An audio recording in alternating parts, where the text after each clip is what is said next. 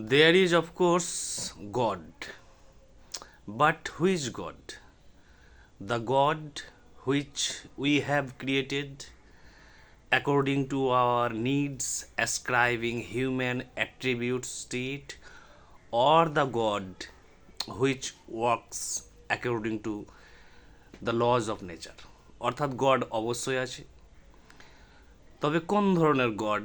সেই ধরনের গড যে গডকে আমরা মানবীয় গুণাবলী আরোপ করেছি, কম্প্যাশনের, দয়ালু, করুণাময়, প্রতিহিংসাপরায়ণ, রাগী, যিনি বদলা নেন আবার সাহায্যও করেন মানুষকে, সেই গড আছে? না প্রাকৃতিক গড, অর্থাৎ প্রাকৃতিক যেমন লজ অ্যান্ড ফোর্সেস আছে, অর্থাৎ যেমন ধরুন electromagnetic force, weak and strong force, gravity, এগুলোর মতো গড?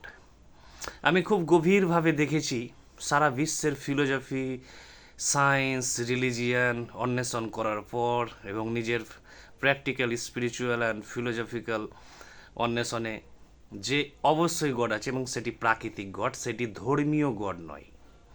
অর্থাৎ যে গড প্রকৃতির নিয়মে চলে, কোনো মানুষের প্রার্থনা, পুজো বা রীতি অনুষ্ঠানের পরোয়া করে না, সেই গড অবশ্যই আছে।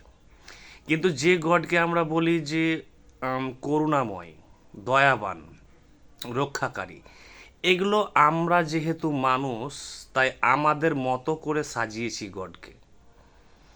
এটা হচ্ছে বলা হয় অ্যানথ্রোপোসেন্ট্রিক গড, অর্থাৎ মানুষ কেন্দ্রিক গড, মানুষের মতো গড। এই গডের দূর দূরান্ত কোনো অস্তিত্ব নেই। তাহলে যে ন্যাচারাল গড আছে, প্রাকৃতিক গড, সে গড আমাদের কোনো ধর্মীয় রীতি অনুষ্ঠানে কোনো রকম সাড়া দিবে না। যেমন যদি আপনি মাধ্যাকর্ষণ শক্তির সামনে পুজো প্রার্থনা অনুষ্ঠান করেন, ধর্মীয় পীঠস্থান বা ধর্মীয় স্লোগান দেন, যেমন সেই মাধ্যাকর্ষণ শক্তি কোনো উত্তর দেবে না, তেমনই সেই প্রাকৃতিক গড। প্রাকৃতিক গডকে তাহলে আমরা কি করব? প্রাকৃতিক গডকে একজন বিজ্ঞানী এবং দার্শনিকের মতো আবিষ্কার করতে হবে, ডিসকভার করতে হবে তার জগৎকে। যদি ডিসকভার করতে পারি তাহলে আমি একজন আধ্যাত্মিক জগতে বিজ্ঞানী বা দার্শনিক। তাহলে আমি বুঝতে পারবো জীবনের সমস্ত জিনিস কিভাবে কাজ করছে, কেন আমরা ভুগছি, কেনই বা আমাদের এখানে আসা, মৃত্যুর পর কি হবে, সমস্ত মিস্ট্রি আনফোল্ড হয়ে যাবে।